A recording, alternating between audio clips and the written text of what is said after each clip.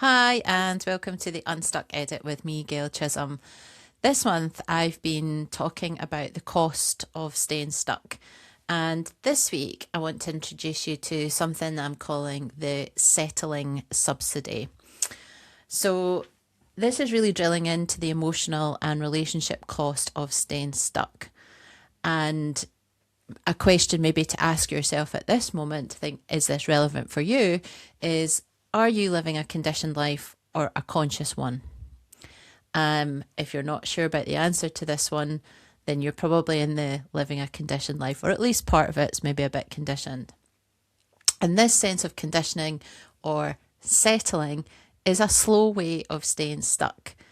Now, this was something that I talk about, I think I've mentioned in the last couple of episodes around how this has shown up for me. Now, in terms of this settling subsidy, when it comes to emotions and relationships, is the inability to prioritize myself in my life meant that I was settling for the life that I had. Now, I have talked about this before around this concept of a B plus life, where everything is actually pretty decent. You have a nice life, things feel okay.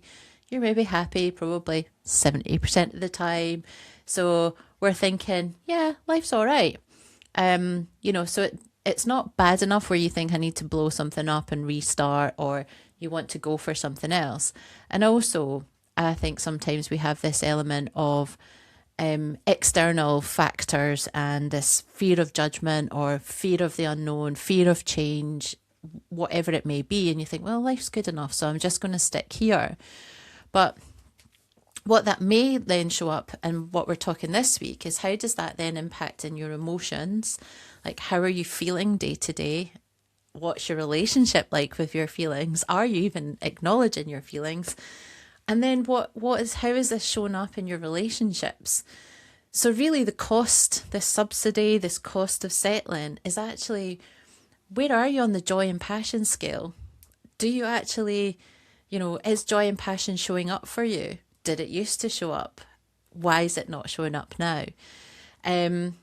For me, obviously this was quite a big one. I sit here talking to you today as a divorced woman pushing 50. And it wasn't because, the person I married was a lovely man. But we just drifted and I felt very unseen in the relationship.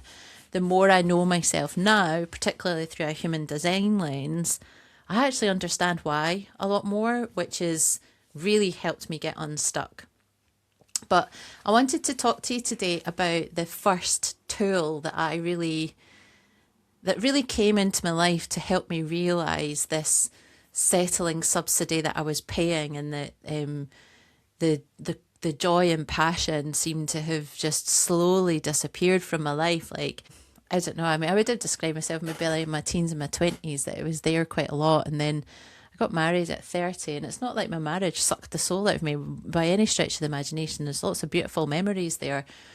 Or even if I think of like my friends and things, your relationships don't have to be a direct, like a partner. It can be your friendship groups and who you're surrounding yourself with, and what is the impact of you just settling on these relationships as well. And actually, are you cock blocking yourself from some amazing people coming into your world because you're vibrating at a lower frequency than you really, I'm going to use the word should, but should's obviously one of those coaching terms that is probably some coaches would ban it. However, for the purpose of what I was talking about, it's helpful.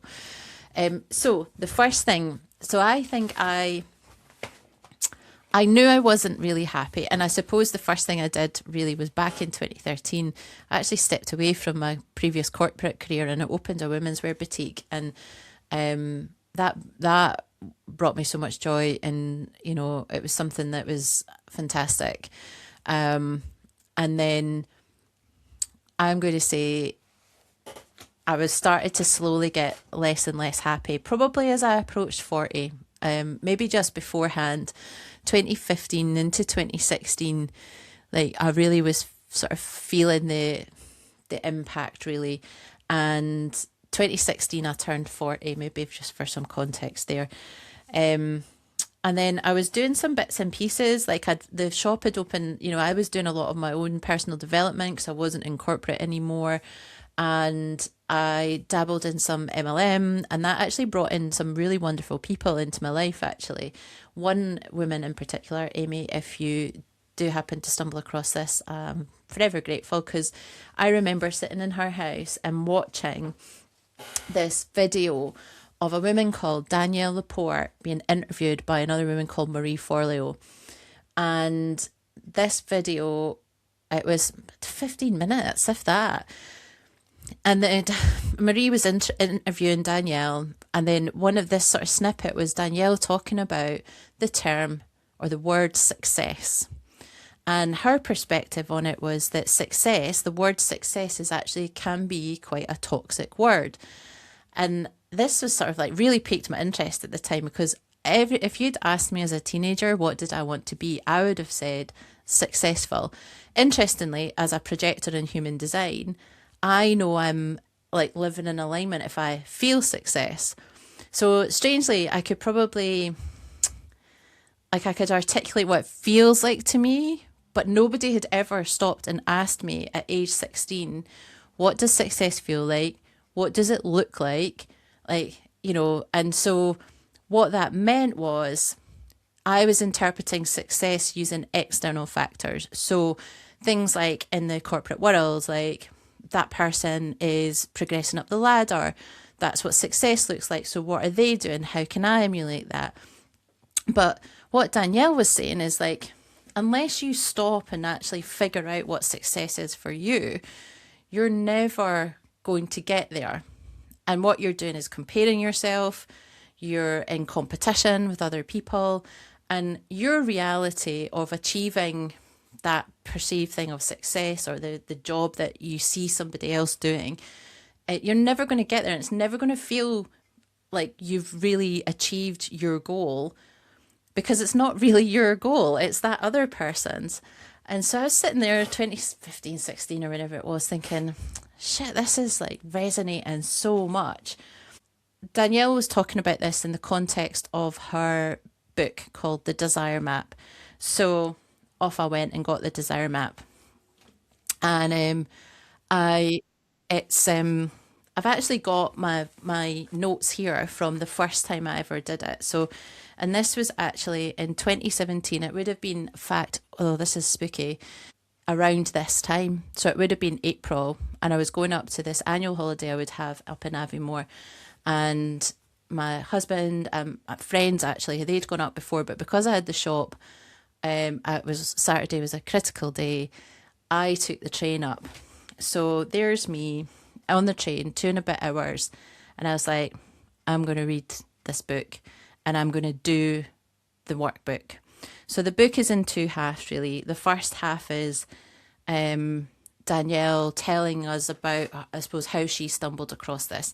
And it is essentially coming at goals rather from material things or your external, and actually coming at them from the internal and thinking, how do you want to feel in life? So when you lean into like, what does success feel like, or what does joy feel like to you, you can then start building a life that is going to make you feel in alignment. And obviously, when we feel in alignment, we're then starting to move towards our A+ life and not sitting in our B+ life. So the first half of the book is how she stumbled across it. And the second half of the book is actually a workbook. Now, I've done the Desire Map off and on for years. But my first encounter with it was the first time that I actually really sat down and put down in black and white what was actually going on. And it was because this book asked me deep questions. And I remember sitting on the train and I was like, I'm not going to bypass this.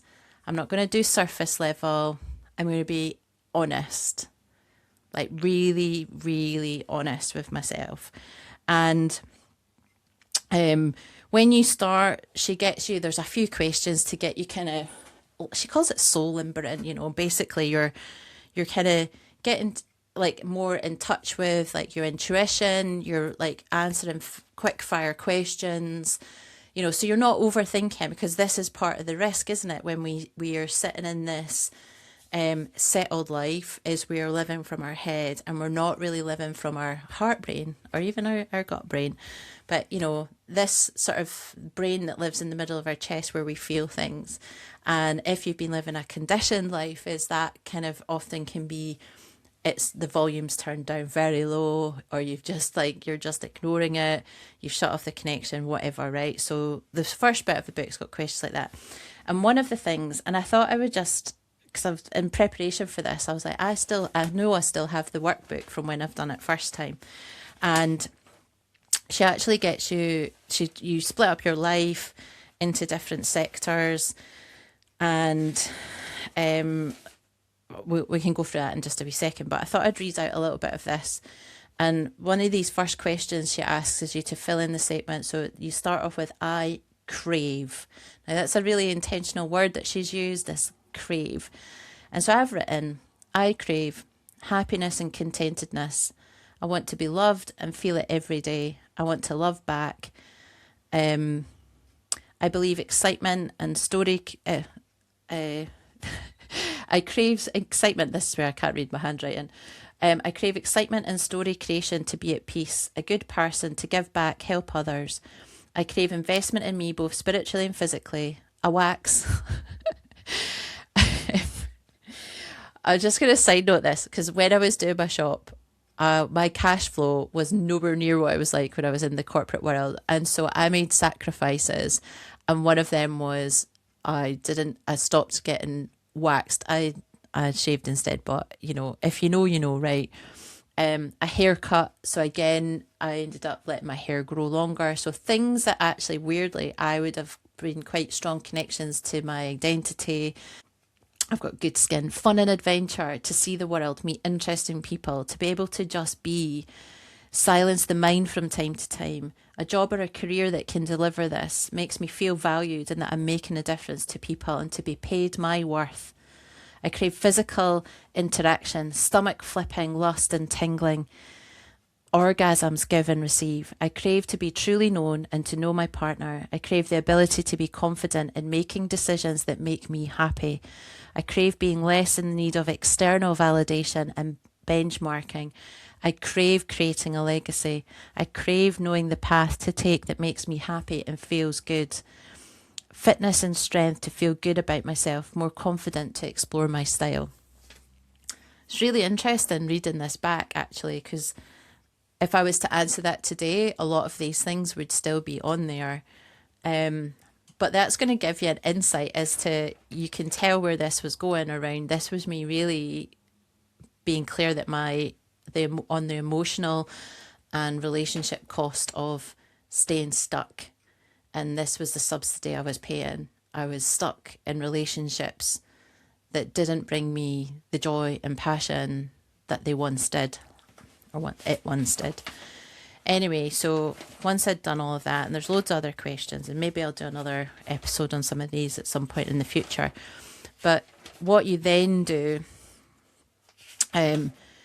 is you go through each of the areas of your life, and you answer the first question, which is, I'm grateful for. And as you might know, in this space, gratitude, it's a brilliant energy to be in. And it can invite more in. But we don't just stop surface level in the desire map. You then go into, I'm grateful for, insert whatever it is, because. And this is around, like, how does it benefit you, your life, your increase in your happiness? So, for example, I wrote in 2017 in Livelihood and Lifestyle, I'm grateful for having my business, because it's made me grow and become strong and be able to make decisions. And I took control of my career, because it shows I have the courage to try, because it's brought some wonderful people into my life who bring me joy, because I've learned new skills, because it's shown me that I don't need millions to be happy. I have some wonderful clothes and shoes. Yes, because I had a women's wear boutique, so I did have some great clothes and shoes that made me feel good and look good. It helps me refine my values, and it's mine and I'm in charge. Like proper brilliant energy. And I think about my business now, and it goes through all the different things. And one of the sectors is obviously about your relationships and your society. And so for example, at the time I did I was grateful for my husband, my ex-husband, for various reasons. And it was really good to dig into what I was grateful for. But once you've spent all this time in gratitude and you're like, yeah, this is really good. And then you look at like, what are some of the feelings that are coming up, or the language that you're using. And then it was, once you've done the I'm grateful for, you then go into the what's not working. And it's then you're saying, why are you dissatisfied? Or what's not working? And the why is going to give you the nugget, right? And again, it's like you keep going surface, like you keep going deeper and deeper. So like here's one here. Let's do this one. What's not working so well in essence and spirituality? Meditation is a work in progress, and I would like to try yoga. This is hilarious. Looking back, meditation continues a work in progress. Although at the moment I'm doing a 40-day practice, so I'm meditating every single day. But sometimes I'm better than others. And why is this not working? Or it's like, I'm dissatisfied because I want to have the courage and motivation to change my daily practices, and I get annoyed with myself for not doing it or spending the time figuring out what's stopping me. And so once you've dug into all of these things, is then you figure out what your core desired values or feelings are. And they become like the backbone for your goal setting. My core desired feelings are bliss, passion, and lioness. And basically that's how I want to feel in my life. That's how I want to feel across all of my life sectors. It's like a compass for me if I need to make decisions, or, like, am I taking action to feel more like that or move closer towards that? Or am I making decisions or taking action that's taking me further away from it? But the whole desire map process, it just opened my eyes to really where I was dissatisfied in life. And whilst I could see all the things that I had in my life that were amazing, is actually I was settling. I was settling for quite a few aspects of my life. And interestingly, probably about 12 months after, so in 2018, in fact, actually it was 6 months after I had did that, I had an exit option in my shop, and I actually took the exit option. And given what happened with COVID and everything like that, it was actually a very fortuitous decision, and also going through treatment for cancer. So whilst it brought up a lot of things, and it was an ending that I needed to grieve, and probably still do to an extent, it was that whole process of really getting honest with where I was at and what was the cost I was paying to stay stuck, and that emotional cost, and that was not living a life that was on my terms. If you listen to that list of the things that I craved, some of them I had, or some of them I had a little bit of, but some of it I didn't have at all, or I had lost. I used to have and I didn't have. So it's quite interesting when you take a step back and think about what are the things that you crave in life. Maybe that's a list that you can write for yourself just now. If you want to dig deeper into the gratitude and the dissatisfied list, or what's not working list, there is an article on my Substack to help you with that you can go through that exercise. I mean, really the first stage on any type of thing like this is like, listen to the little niggle that's going on in your head, and ask yourself, like, how much joy and passion do you have in your life, or like happiness, or like what are some of these other like positive emotions around that sort of happiness sector. And you might find that you've got it in some parts of your life but not others. And equally, like, you could be just sitting there going, well, I know, but you know, I've got money in the bank, I've got my pension, I've got my this, but that's the whole point, right? That's the conditioning that keeps you stuck. That's the conditioning that keeps you playing small because you're making excuses on why it's okay to just sit and settle when really it's not okay. Like it's not okay to sit and and feel stuck. And these changes don't have to be massive. Like your happiness, bliss, joy, whatever doesn't actually have to be that far away for you. It could be a simple couple of small edits in your life, or a little bit of a pivot, or a side hustle, or a hobby, or a new book group, or going and doing like a tarot reading course, or and just to meet some new people in your life. And it could be the shift that you need. It doesn't have to be this massive life changing event. But I mean, I suppose really the cost I paid, if I think about that sort of the subsidy of settling, or the settling subsidy, my body eventually told me like, hey, this isn't good. And that's like bottling up emotions. I wasn't talking to him. I didn't communicate particularly well with my husband. I had to take responsibility for some of these things. And it was like I was just keeping everything inside me. And, your body stores it, right? Your body knows, like your mind can be like, la la la, everything's good, everything's fine. But your body's like, the stress and tension, the impact of it. And some of what I teach is also around how we move through that and how we can get unblocked and some of this energy flowing nicer, and how it can help your healing and things like that. I'll leave you again with the question: are you living a conditioned life or a conscious one? And settling is really a slow way of staying stuck. Hope this has been helpful. Go and try the tools that are on my Substack, or just sit and write down your list. What do you crave? And then ask yourself, is that here or not? And I would also highly recommend going and reading the Desire Map. Danielle LaPorte's done a lot of really great work. I come back to the Desire Map time and again because I think when you build a life that is around how you want to feel, so obviously get very clear on how you want to feel in your life, you can't really go wrong if you're using that as your compass. Until the next time, thank you so much for being here. Bye.